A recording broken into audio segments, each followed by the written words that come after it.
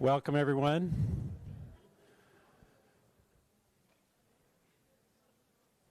I had the pleasure of Sean Goodwin joining us today. He's from Arctic and Wolf.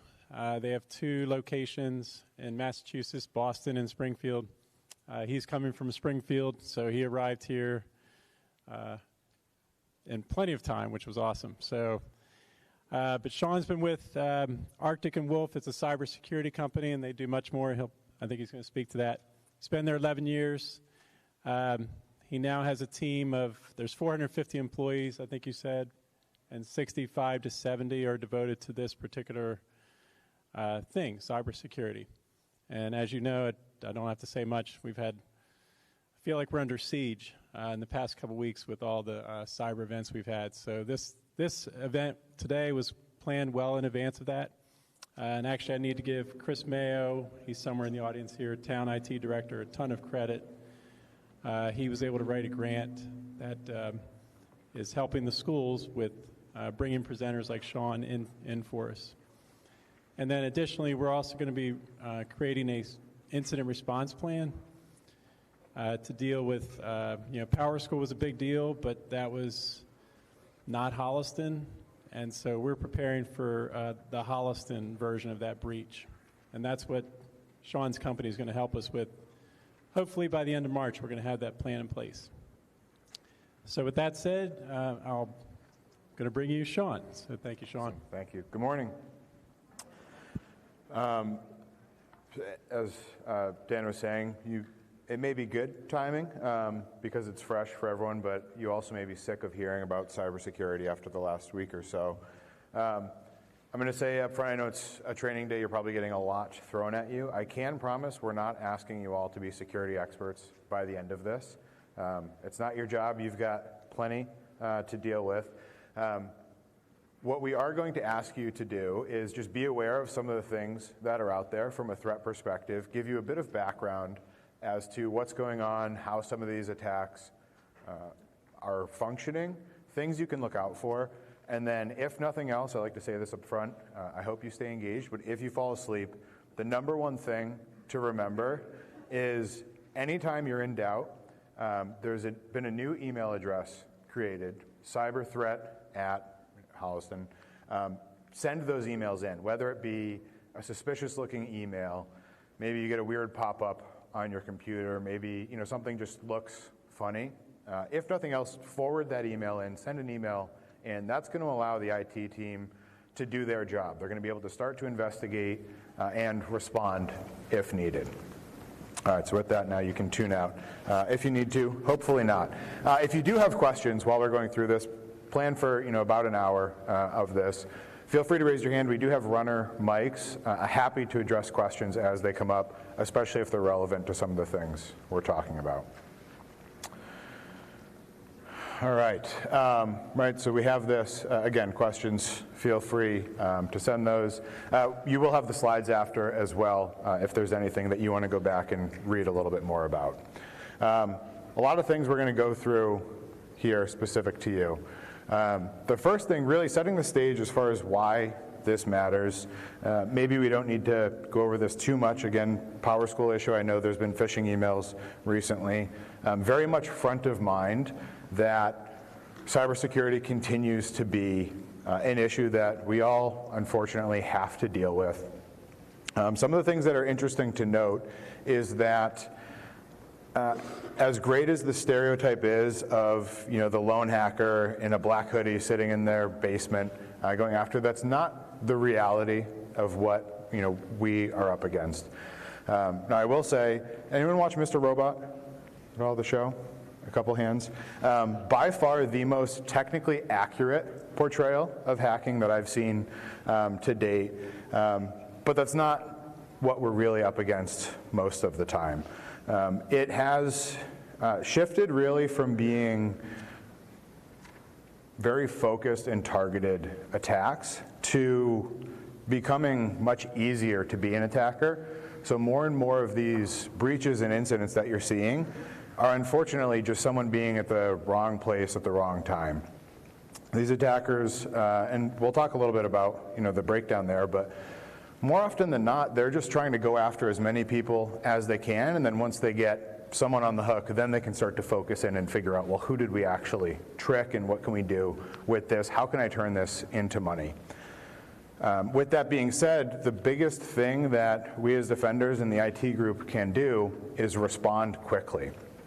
When we start to look at some of the data breaches we're seeing across the country, and this is not just education, but overall, does anyone want to guess how long it takes on average for an organization to figure out they've been breached?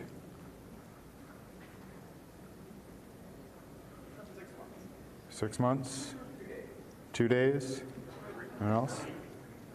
On average last year, it was 182 days.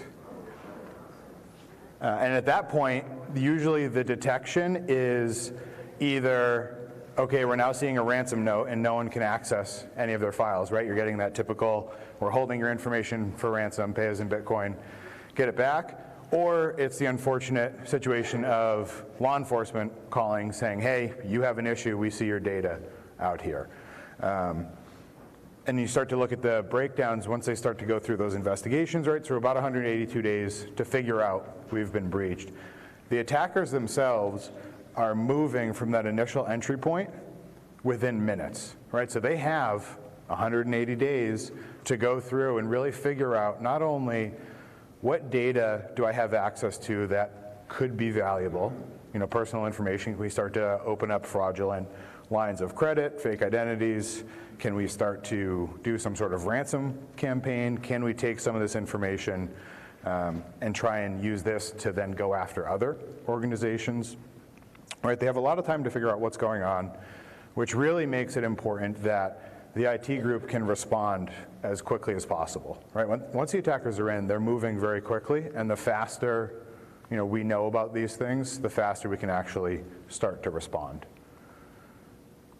In the news, right, we can probably skip over this.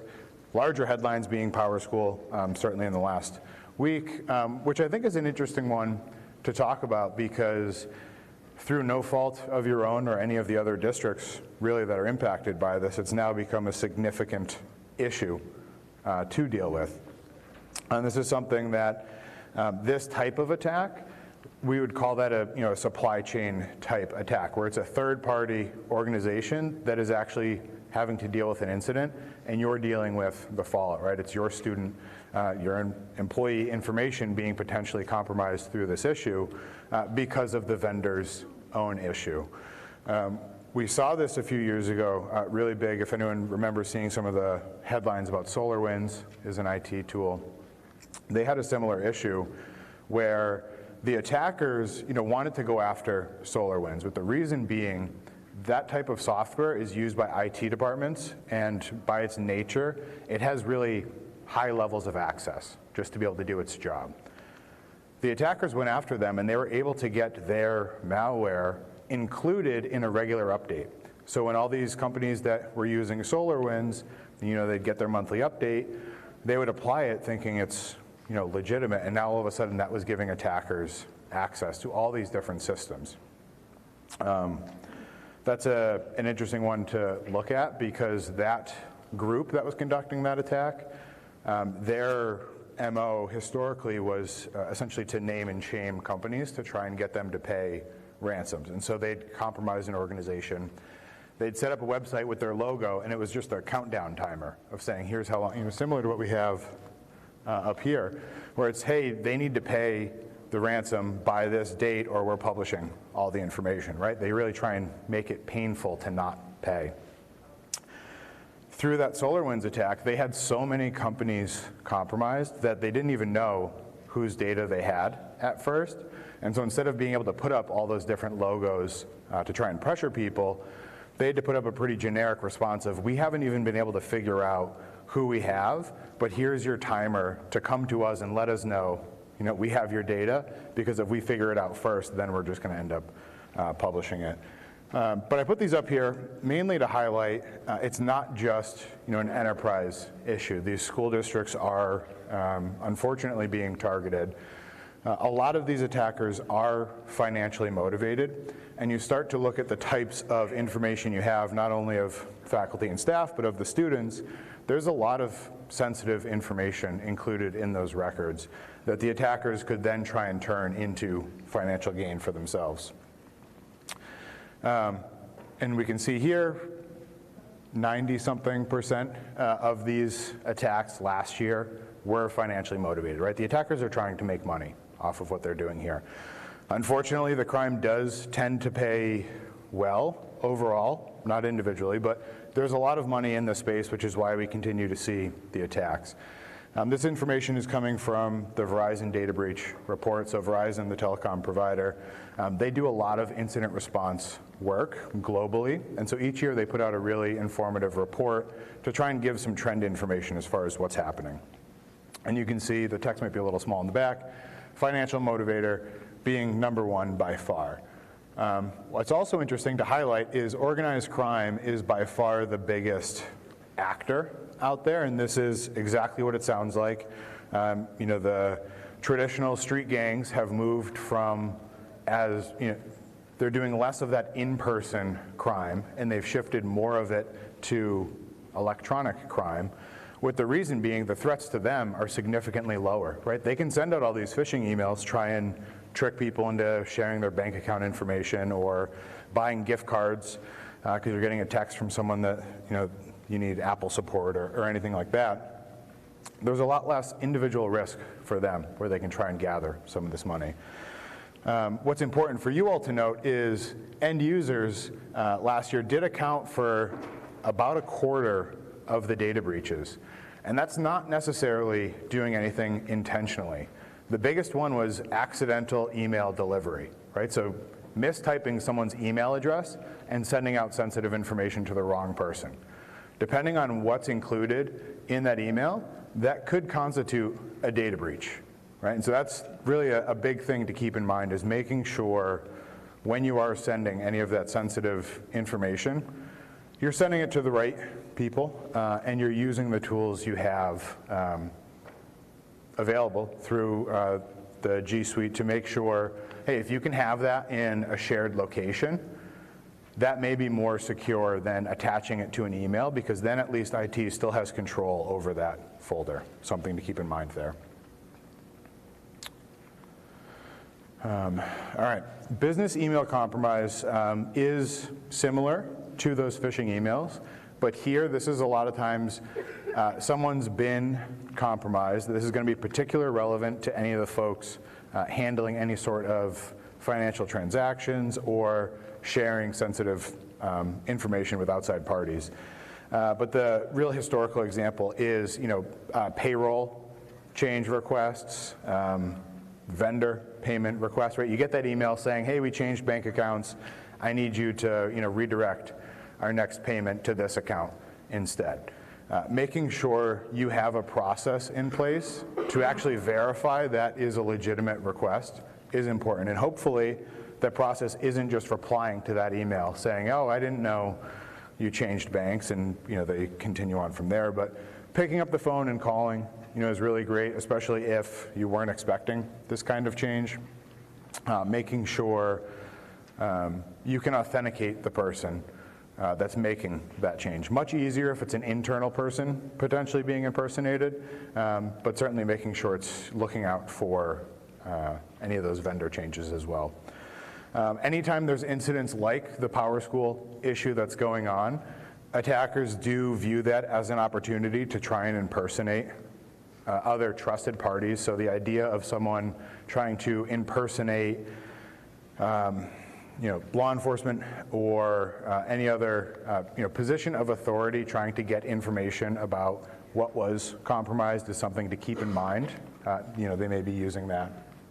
And a lot of times what they're trying to do is either redirect payments, they're trying to get some money directly, or potentially trying to lead you somewhere to get a piece of malware. Malware we are going to touch on, right, kind of the computer virus perspective in a little bit, but it is worth noting, I think many of you have switched over to Chromebooks, which is excellent. It's much harder to get malware on a Chromebook than any of the Windows devices, so not that you never have to worry about it, but you can sleep a little bit easier that if you are one of those Chromebook users, you certainly are at an advantage that perspective. All right, and general guidance, and this is going to apply not only to your work emails here, but also personally. Anytime you're getting requests like that, especially on the personal side, think about your bank being impersonated looking for you to verify information.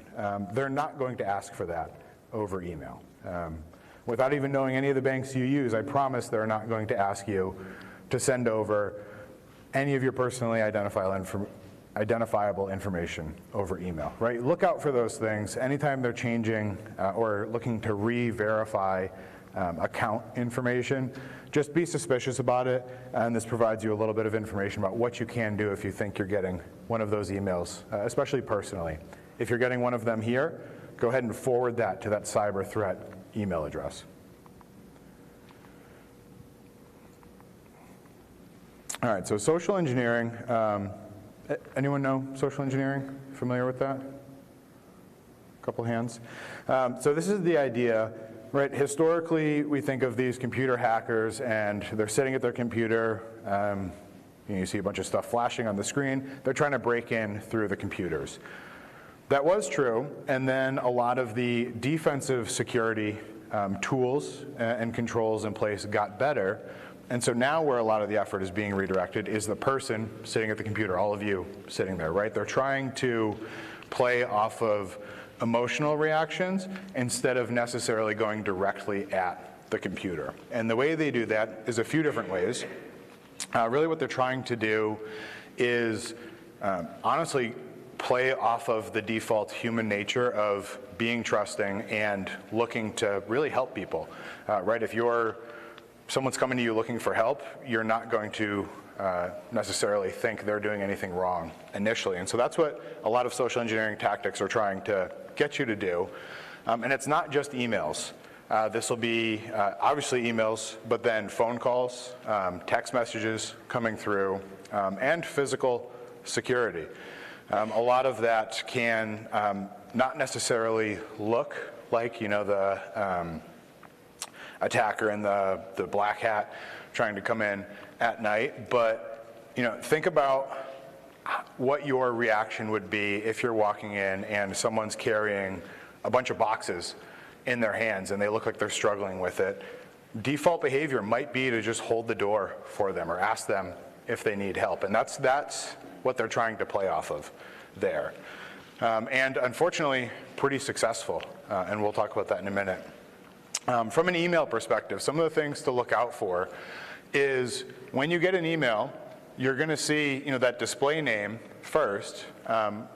Anyone can make that say anything they want, right? So just make sure if you get a message that maybe is seeming to come from a position of authority, or it's trying to have some sort of really time crunch, hey, this needs to be done in the next hour sort of thing, be a little bit suspicious about it. And you can check. One of the things to look for is, does this email address make sense, right? You can have the display name say anything.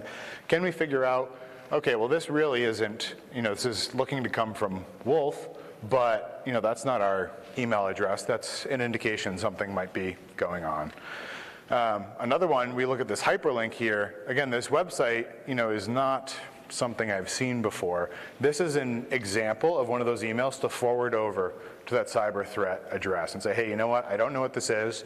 Maybe it is a legitimate survey and they're using a third party to conduct it. Fine, but go ahead, send that into cyber threat and let them verify that everything here is secure and to be trusted. Some of the things, the hyperlinks, you can type them in. That can sometimes be a pain, right? But just at least do the hover and figure out, is this taking me where I think it's going to be taking me? And the other thing to note is, yes, sometimes legitimate emails do get flagged as junk or spam, but more often than not, it's there for a reason. So at least trust that a certain extent, right? If an email is ending up in that junk folder or that spam folder, there's something that Google saw in there saying, hey, I don't know if this is legitimate, right? So give that an extra second before necessarily interacting with any of the content there. And again, making sure reporting this issue is going to be the #1 thing you can do. I'm going to keep saying that probably a few more times. When in doubt, report it to cyber threat. So ransomware. So we talked a little bit about this, and this has changed over the last few years. So I think it's important to kind of give you an update of where the ransomware space is. Anyone familiar with what ransomware is, what they're doing? A lot of people, okay. So historically, this was, you'd click on something, you'd get a virus on your computer, and you'd get a ransom note. A lot of times it'd be something like $300, and you get your files back. For a user, you could have all your family photos, maybe your personal finance information, right? That can be frustrating to say the least, if not a real issue to deal with. But what the attackers started to learn is that may work against the individual person, but they're not going to get rich $300 at a time.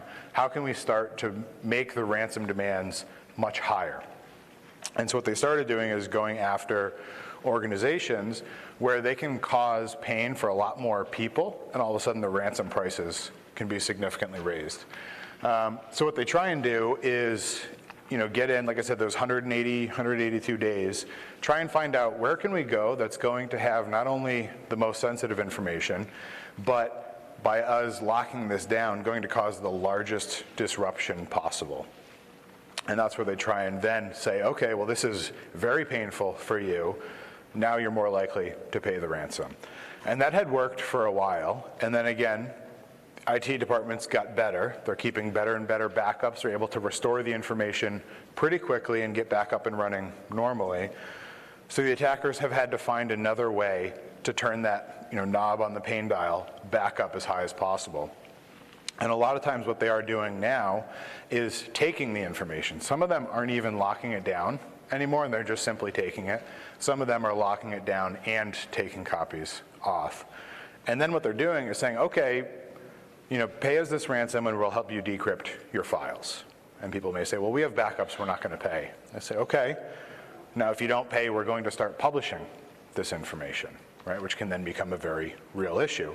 What we have seen in the healthcare and specifically patient-provider space is some of these have then started, the attackers have started contacting patients and saying, hey, this doctor's office or this clinic you went to see failed to protect your information, and now they're not willing to pay to keep it safe. We're going to publish it. And so imagine trying to be that organization responding to this issue, and now all of a sudden you have patients calling in and the media and everything else that comes with that. It's probably about as painful of a, that as high as that knob can go.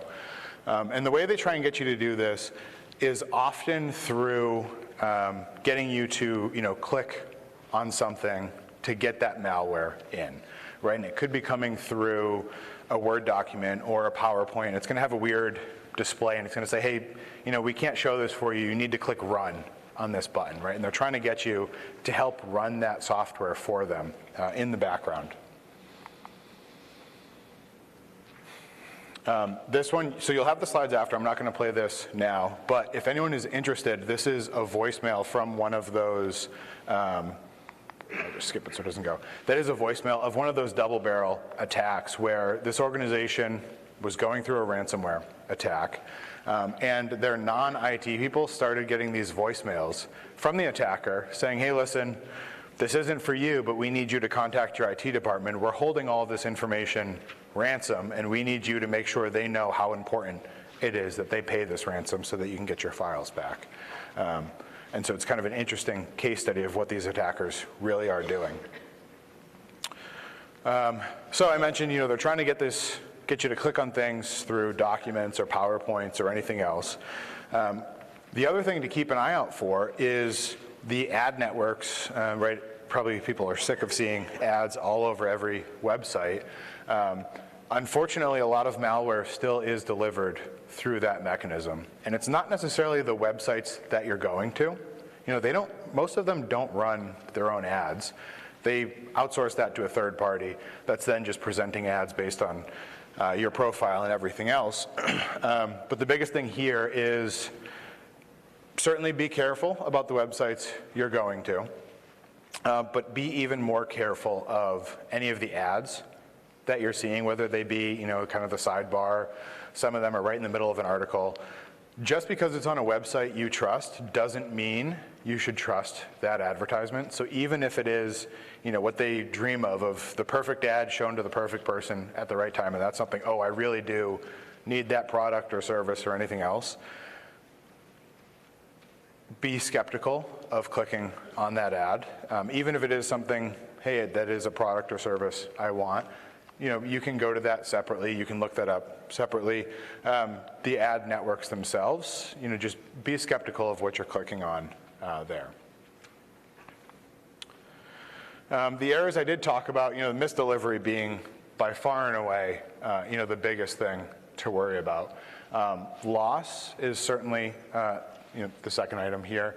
That's physically losing it. Where that really comes into play is people will have maybe their computer and a binder with some sensitive information in it in their car. It's in the passenger seat, and then you realize, oh, I need to stop at the grocery store on my way home, and it gets stolen out of the car, right? That, depending on what sort of information is involved, could be considered a data breach. So important to keep that physical aspect in mind. Best thing to do there is, again, report the issue.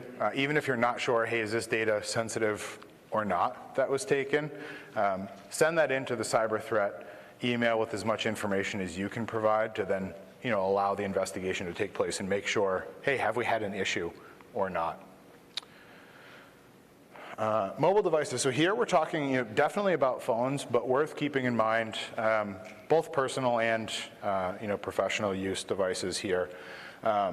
Make sure you have a PIN or passphrase set up, and this is going to apply for both Android and iPhone. The best thing this does, and yes, use Face ID or your fingerprint or anything like that, those are perfectly secure. What's nice about this is once you have a password in place, all of the information on that device is encrypted. So even if your phone is lost or stolen, your run-of-the-mill attacker isn't going to be able to get to that. And that's going to apply both if you have work information on there, as well as any of your personal information. So definitely make sure you have a passphrase set up. Avoid jailbreaking, and the idea there being loading some of those third-party applications or anything else. A lot of times there are cool features, but the way that those features get installed is by bypassing some of those built-in security protections. And so the default recommendation is, just avoid it. The features usually are not worth the risk to your own information here.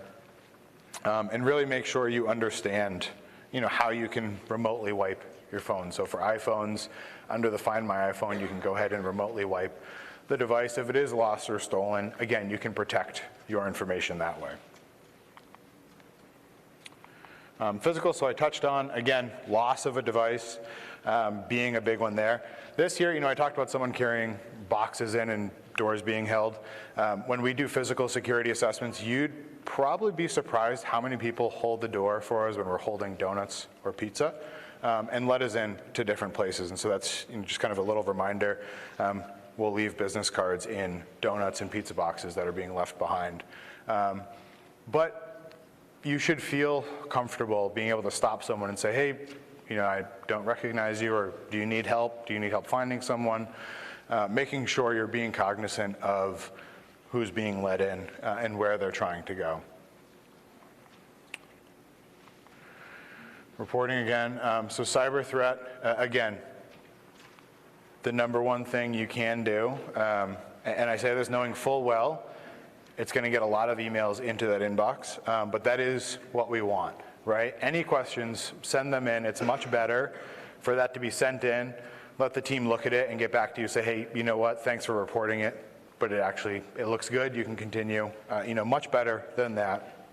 But if you do happen to realize afterwards, maybe I fell for a phishing email, or hey, I clicked on something, my computer's acting a little weird, make sure you are reporting that for a few reasons. One of them, if you did happen to get tricked into one of these things, we want to be able to fix that as quickly as possible.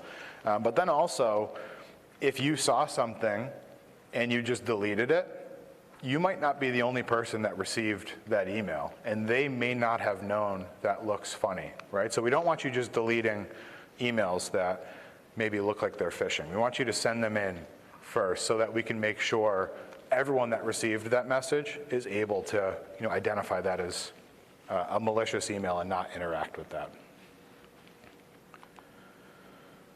All right, so with that, certainly want to pause. We went through that. Does anyone have questions either directly about anything we touched on here or anything else relevant to security? We do have runner mics too, if anyone has a question.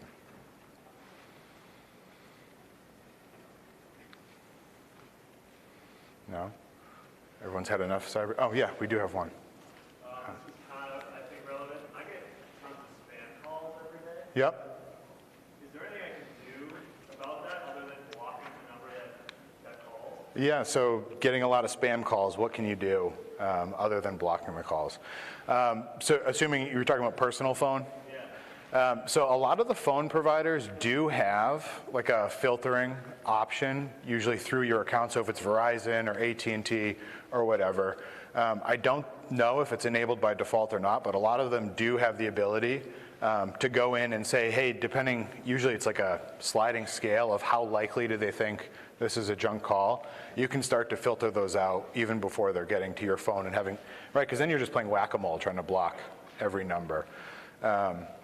Also relevant to that is a lot of spam text messages have been coming through, and they're not always, like the UPS package delivery, right? You probably see those. But if any of you ever just get those random text messages where it's just saying hi or hey, how are you, right? Just kind of those random, I don't know who this number is. Don't interact with those. What the attacker is trying to do, it's called warming up the number. So before you can do like these really widespread text campaigns where they're trying to go after thousands and thousands of people, they're trying to build up the reputation with their provider that this is a legitimate phone number. And the way you do that is by having legitimate interaction. So they're sending out a couple of these texts hoping you respond like, oh, I don't know who this is. That's giving them credit in the eyes of Verizon or AT&T so that when they want to send 10,000 text messages, they look more trustworthy. So when you're getting those things, the one-offs, unfortunately, best thing to do is block them and not interact. But from the call perspective, in your provider account, you should have the ability to filter some of that out. Thank you. Yes? If we're getting a lot of these spam emails to our policy email account, is it more likely that our email was leaked or they just went on the policy public school's website and found emails? Yeah, so the question being, if we're getting a lot of these spam or junk emails to your school account, does it seem like your email was leaked or is it just publicly available? So the unfortunate aspect is it probably is just publicly available. One of the things, so you have the Google services. When you go in and mark things as junk or spam, in the background there's a lot of that scoring going on, which does get better with time. So making sure you're going in, marking them as junk does help. But just on the nature, of the work you're in, your emails are publicly accessible, and then kind of once someone finds it once, it becomes very easy just to see the emails out there. Yes? Could you elaborate on some of the websites you said were possibly dangerous, like be cautious to look at? Yeah, so when we're talking about like the ads on websites, bring this up, right? Trying to get back. This, I believe? Yeah, the last one. Yeah, so potentially dangerous, meaning, the first kind of layer is just trying to stick to, work-related web browsing activity.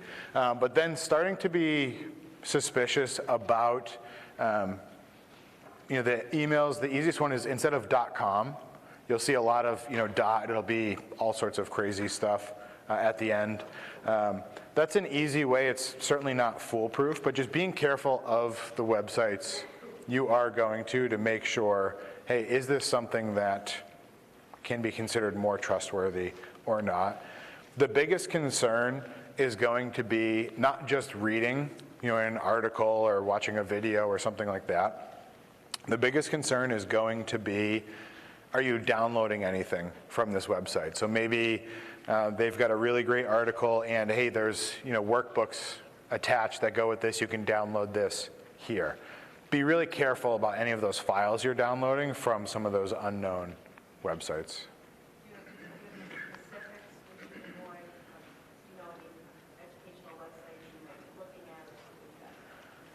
Yeah, I don't have any specific don't go to this website.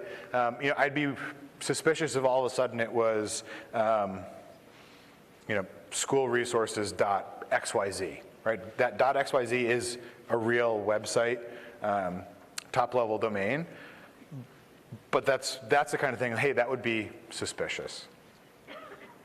Yeah, thank you. Any other questions? Yes?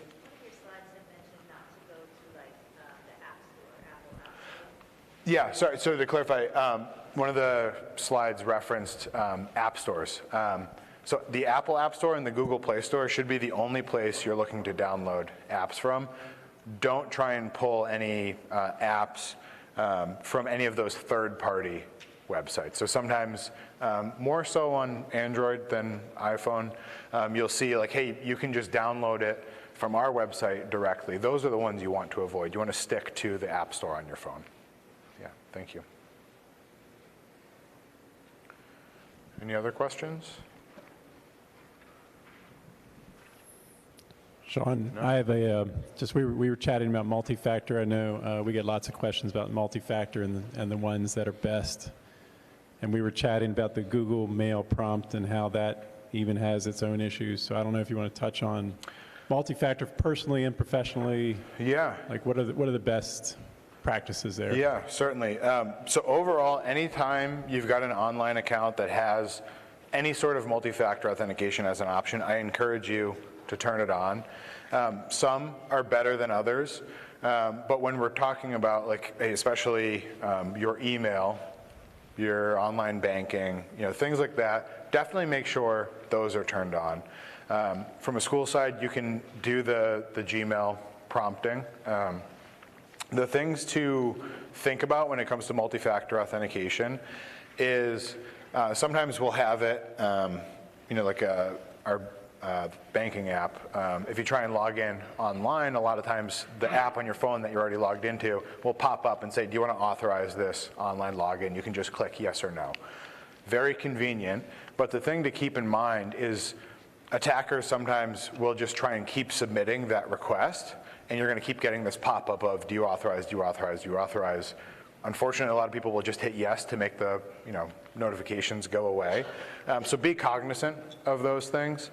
But anytime you can turn on multi-factor, whether it be a push notification, an email, 6-digit code, some of them will do a text code or they'll call you with a code, definitely turn those on. Anywhere it's sensitive information, definitely your email, because if your email gets compromised, that's where all of your other password resets are going, right? So if someone can get into your email, they can now reset your banking password and everything else. So that's going to be really the biggest thing to protect.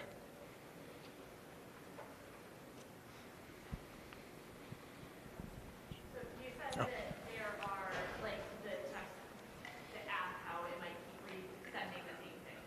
So if you're getting something like that, because I know that comes through an email as well. Yep. Do you have to worry about anything if you're not clicking anything, or how would you handle that if you're continually getting Yeah, those? so if you're getting a lot of these multi-factor authentication prompts, do you have to worry about anything? What should you do? So specifically if it's work related, that cyber threat email, let them know. In all honesty, probably pick up the phone, call Dan, hey, something's going on. Because in order for that prompt to get to you, someone already has your username and your password, and they're just trying to get that last piece of authentication. So definitely a concerning situation. If that's something like your personal banking, right, you probably contact the bank, let them know. It seems like your online credentials were compromised, and they'll probably walk you through the process of getting that secured. What about ones like password reset type stuff? Yeah, you just get like the email coming in, hey, you've requested to reset your password. More often than not, it will probably say, if you didn't request this, feel free to disregard or ignore. A lot of times they might just have your email address and they're going to whatever, Facebook, and Sean Goodwin at Gmail, I'm going to reset my password, right? They don't actually have your information. They're just trying to trigger something. Those I'd worry less about. If you're getting the app that's pushing you to confirm a login attempt, that's going to be more concerning. Sure. Yes? After the PowerSchool data breach, how concerned, like, as an employee and as a parent in the district, should we be of stuff like that? And is there anything that we need to do after the fact? Yeah, so as a person potentially involved in the PowerSchool issue, how concerned should we be and what should we do? Yeah, so depending on the data fields, and I think it's varying by district based on what I've seen as far as what information was involved. I have seen potentially things like Social Security numbers being out there. So the few things out there, PowerSchool, I believe, will be providing the credit monitoring for anyone that has been involved in the data types that could lead to identity theft concerns. So I would look out for that once they confirm, who is involved in what. The other thing, just from a best practice perspective when it comes to any of the identity theft, you can go and freeze your credit reports for free now. And what that does is that prevents any new lines of credit being opened in your name.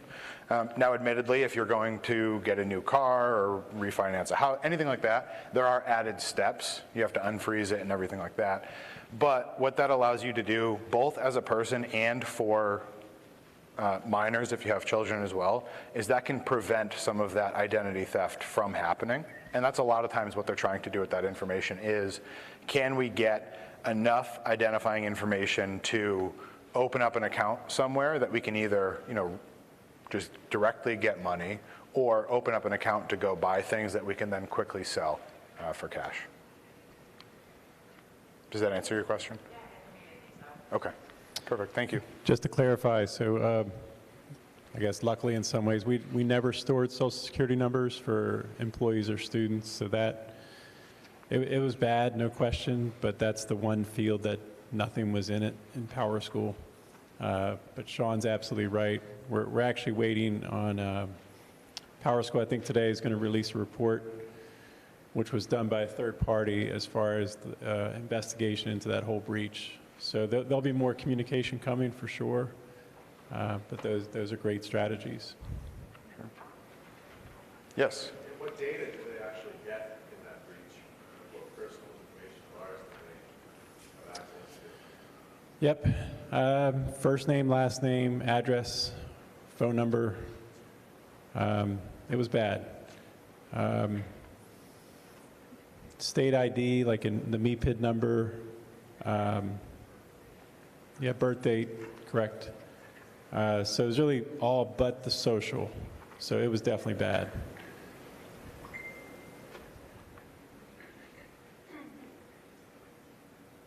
Any other questions?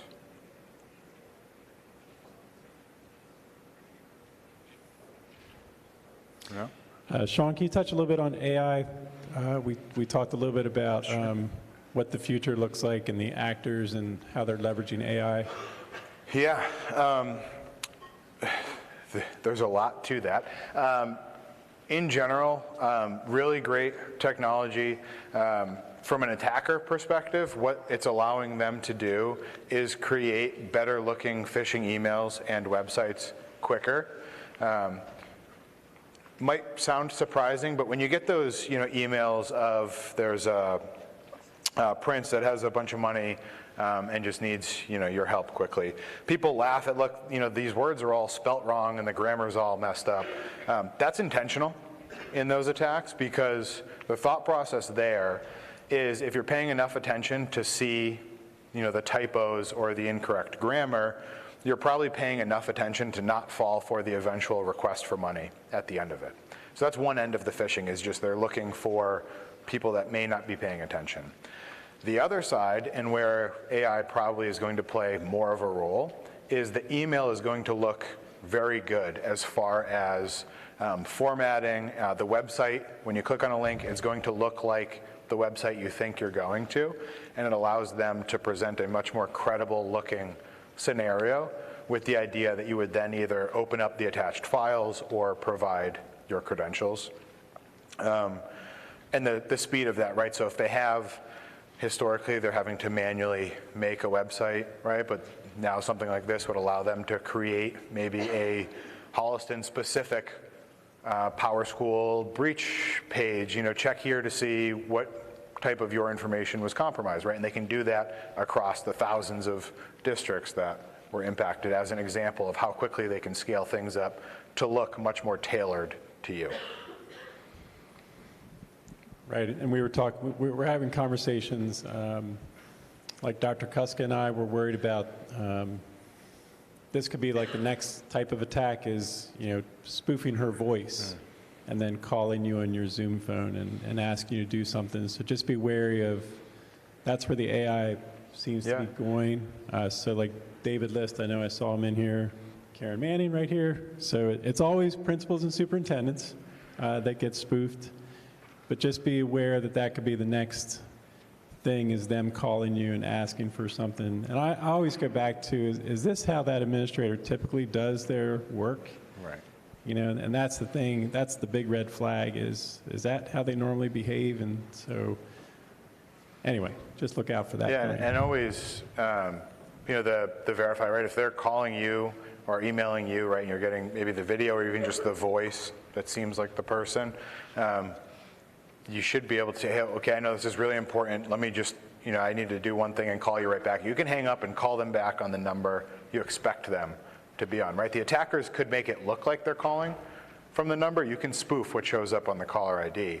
But if you hang up and then call the number directly, that's going to go back to that person, and then you can verify, hey, did you just call me asking me to go buy gift cards for staff recognition tomorrow, right?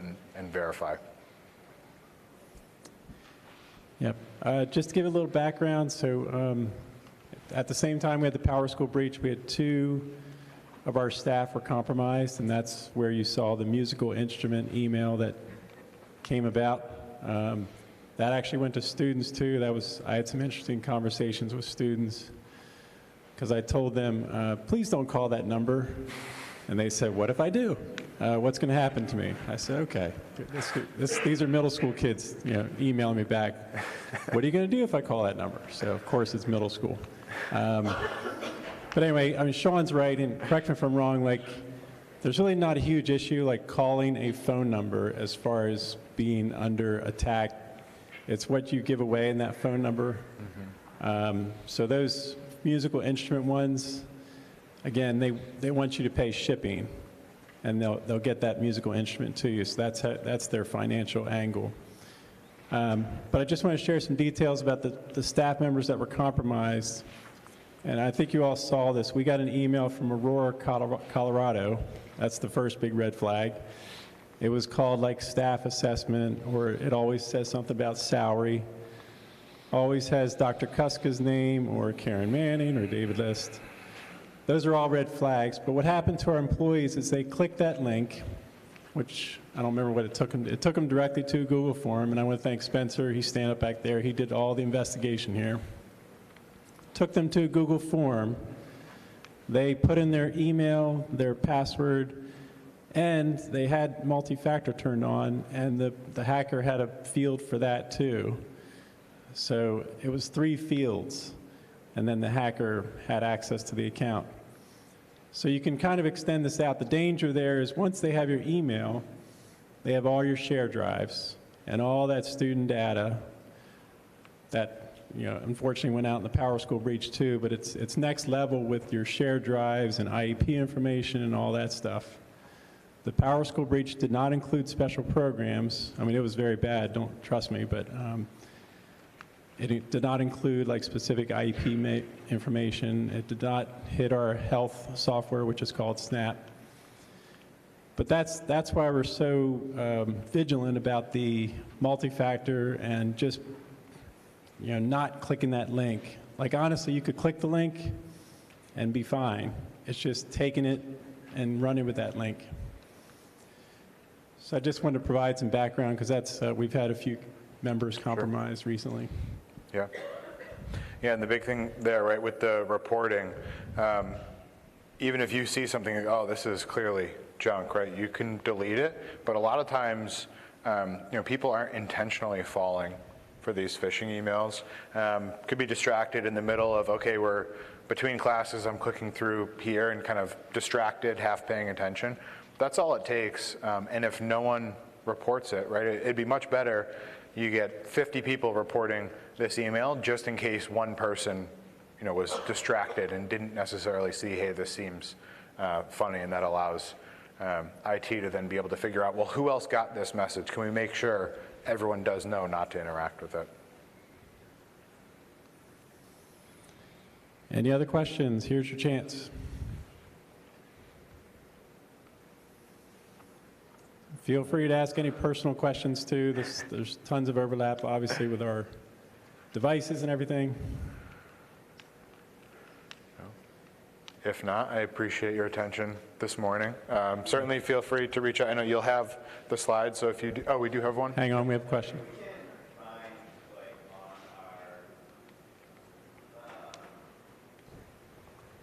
On our phone providers, like website or whatnot, how to stop or limit the spam texts and email and phone calls. Mm-hmm. Are there other apps that we can download? Are those safe too? Apps on your phone to download to limit the spam calls? I can't speak to any of those. So the question, A, if we can't find that in our call providers to filter out junk calls, are there third-party apps we can use to help?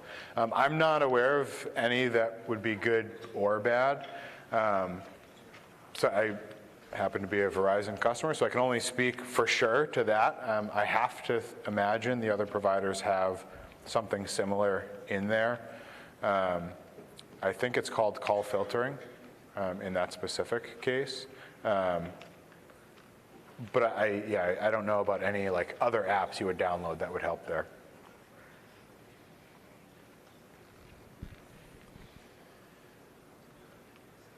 All right, let's extend a Holliston thank you to Sean for his time. Thank you.